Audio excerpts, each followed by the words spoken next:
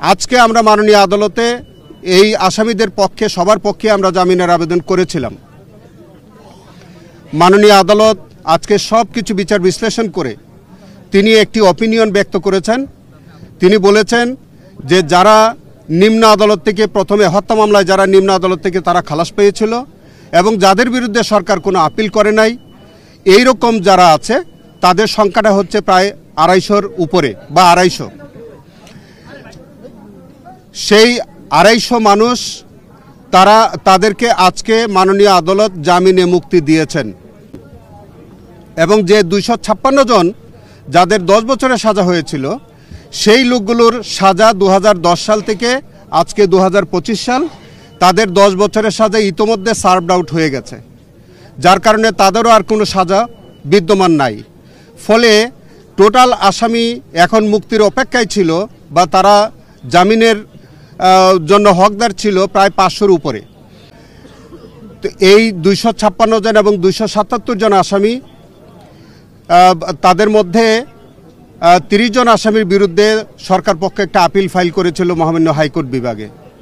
সেখানে 19 জনের মতো তাদের নতুন করে সাজা হয়, যার পরিপ্রেক্ষিতে 277 জন যারা খালাসপ্রাপ্ত হয়েছিল এখন প্রায় 250 জনের অধিক মানুষ তারা নিচের কোর্টে এবং হাইকোর্টে মিলিয়ে তারা খালাসপ্রাপ্ত আছেন।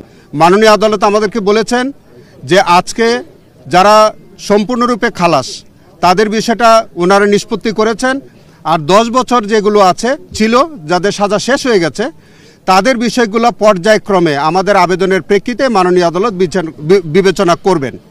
তো আমরা এরই মধ্য দিয়ে আমরা যেটা মহান আল্লাহর কাছে আমরা শুকরিয়া আদায় করি যে এই নিরপরাধ মানুষগুলো গত 16 বছর যাবৎ তারা জেল হাজতে আটক আছে, তাদের বিরুদ্ধে কোনো অভিযোগ প্রমাণিত হয়নি ইতিপূর্বে, এবং এই যে আজকের যে বিস্ফোরক মামলাটি সেই মামলাতেও আমরা বিশ্বাস করি এদের বিরুদ্ধে কোনো নতুন কোনো সাক্ষ্য প্রমাণ আসবে না।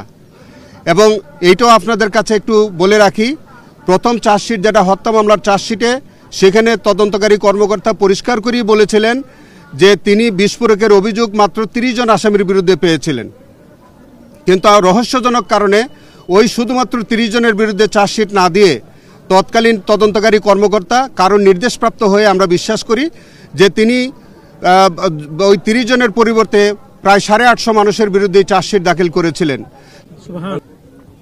আজকে একজন সাক্ষী মেজর ইউসুফ ইকবাল, তিনি 284তম সাক্ষী, আজকে আদালতে তিনি সাক্ষী দিয়েছেন।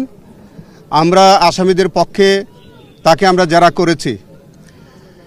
আপনারা জানেন যে এই মামলাটি হচ্ছে বিস্ফোরক দ্রব্য আইনের মামলা। এর আগে পিলখানা হত্যাকাণ্ড সম্পর্কে আগে একটি দায়েরা মামলা বক্সিবাজার আলিয়া মাদ্রাসা মাঠে হয়েছিল। সেই মামলাটি 2013 সালে রায় হয়, তার বিরুদ্ধে মহামান্য হাইকোর্ট বিভাগে আমরা যারা সাজাপ্রাপ্ত ছিল আপিল করেছিলাম। মহামান্য হাইকোর্টের পরে আমরা যারা সাজা বহাল থাকে তাদের বিরুদ্ধে আমরা মহামান্য সুপ্রিম কোর্টে আপিল করেছি। মহামান্য সুপ্রিম কোর্টে এই আপিলগুলো এখনও শুনানির অপেক্ষায় আছে। আর যাদের সাজা ইতোমধ্যে শেষ হয়ে গেছে, যাদের 10 বছরের সাজা ছিল, এই সাজাটা এখন আর তাদের নাই।